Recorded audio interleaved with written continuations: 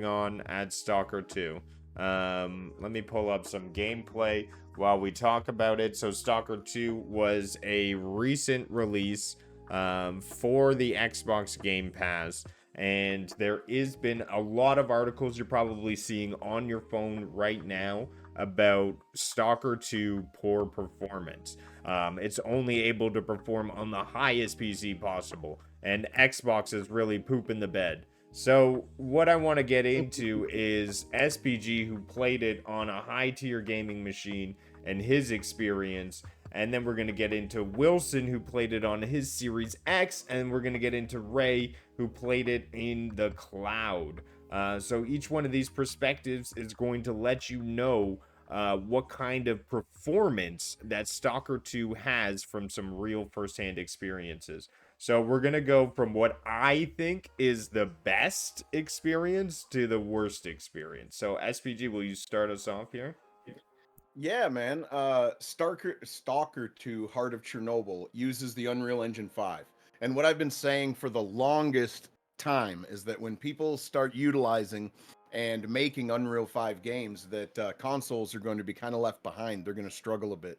This title is that in spades. Now, of course, Unreal 5 uses stuff like Nanite, Lumen, all that stuff. Some of it is used in this game. I don't believe other Nanite's not used. I don't believe. Maybe it is.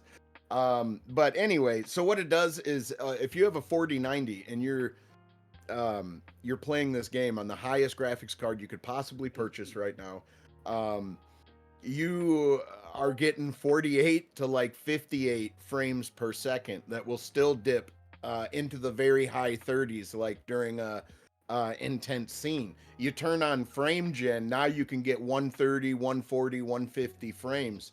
But there's still dips, and when those dips take effect, they can drop below the 120. So I played it two ways. I played it without DLSS on, no frame gen, epic settings, and all that stuff. And the performance I got with 64 gigs of dual channel RAM, a Core i9 12th gen, and a 4090 was, like I said, about 48 frames per second going.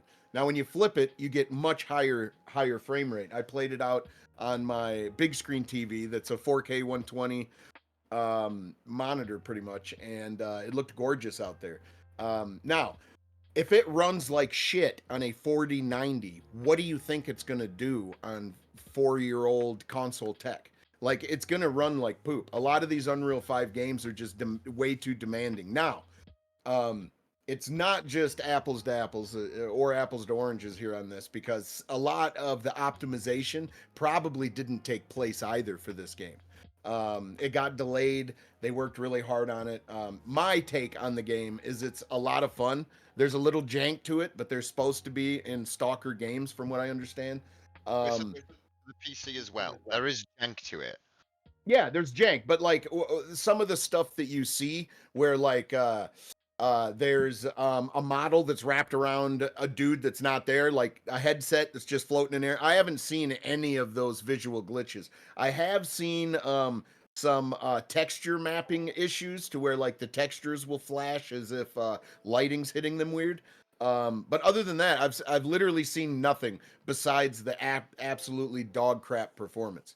And if I'm getting dog crap performance, that means you guys on console are getting the short end of the stick. This is going to be a problem moving forward with Unreal 5, especially when they start utilizing all the things that Unreal 5 can do. And it just goes to show you that, you know, polishing is extremely important. And, you know, a lot of people are going to have a bad taste in their mouth due to some of the polishing and it running on inferior hardware.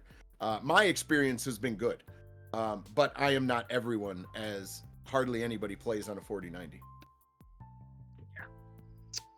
Great, thanks for that synopsis. Now, Wilson, why don't we take it to what I assume is the level 2 review of the performance of Stalker?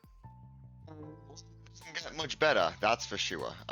Yeah, I've played less of it than SPG, but I've put a solid 2 hours into the game. I've got just past what I would feel like is the tutorial. It started to boot me into the world. There's jank, okay, and I was almost I was almost pleasantly surprised to hear that there's jank from SPG, that it's just meant to be baked into the game, because I thought that was part of how it was running, and it was It's it a was tiny, okay, as an example, and then I'll let you finish, David. There's a yeah, yeah. tiny bit of Bethesda jank in there. And what I Yes, mean by that was that what I is, mean. Okay, yeah, yeah. so what I'll give you an example. Today I was running around outside and a storm came in. This is for those of you that don't know, Stalker is like a mix of like Metro and Fallout and a survival game. So there'll be storms that take place, like radiation storms that take place outside. And when that happens, you've got to find your way like beneath ground and like find protection from the elements. And uh, I was running up to this fort, and all these people were like making their way inside because they have to go protect themselves or they'll die out there.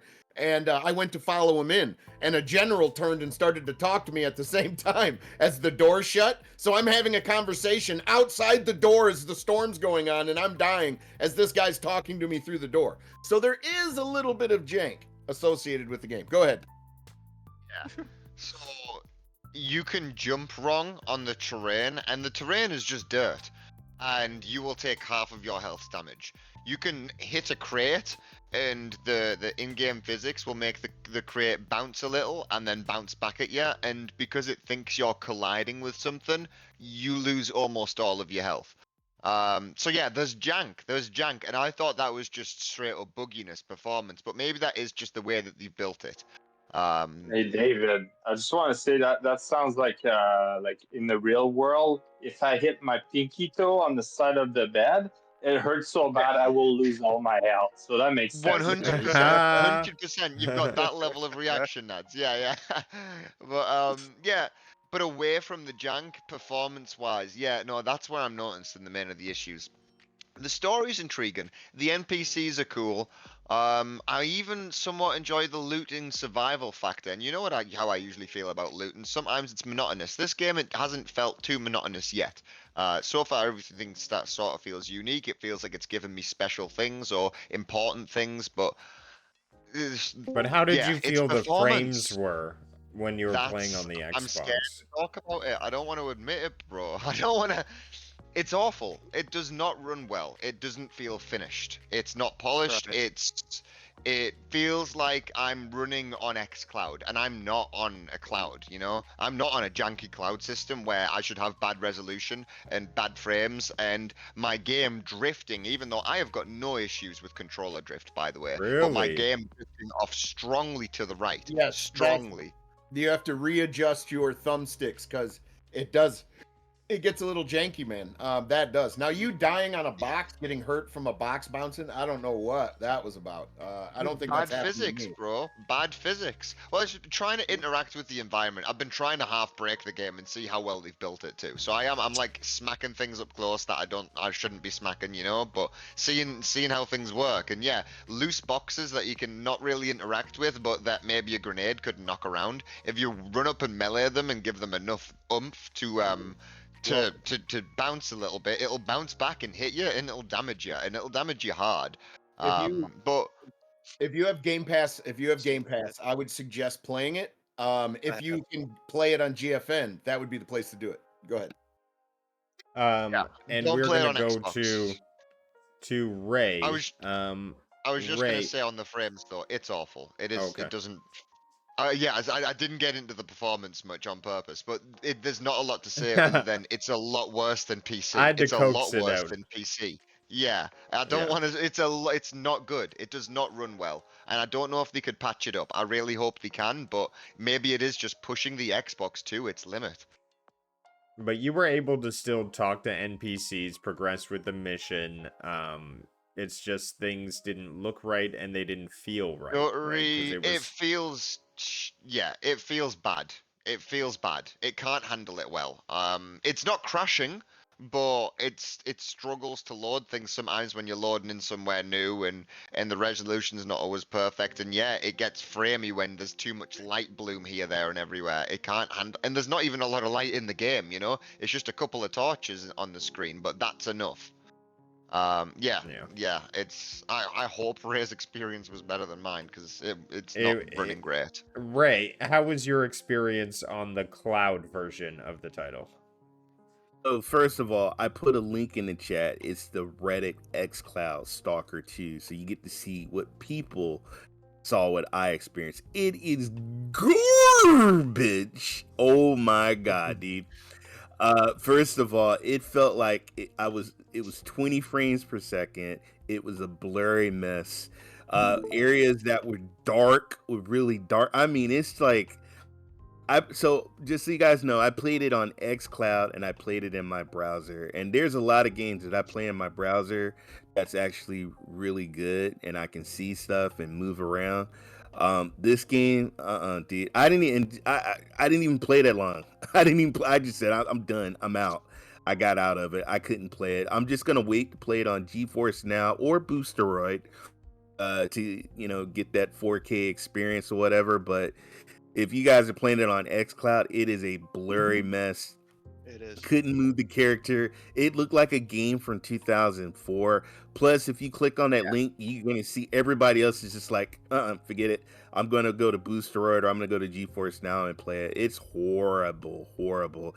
And if it's like this on the xCloud, I'm going to get on my Xbox Series X and see how it is.